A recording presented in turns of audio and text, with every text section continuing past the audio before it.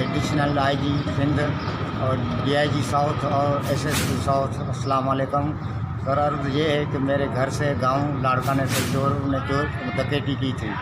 अभी उन डकैतों का पता चल गया है, पुलिस एफआईआर भी उनके ऊपर नहीं काटती है, न कोई करते, और वो हमें मारने की धमकी दे रहे हैं, इसलिए हम छुट्टी भी नहीं जा रहे हैं। मेरा जो बड़ा बेटा है कम से कम वो 12 साल उम्र का है, घर में और कोई बड़ा है नहीं।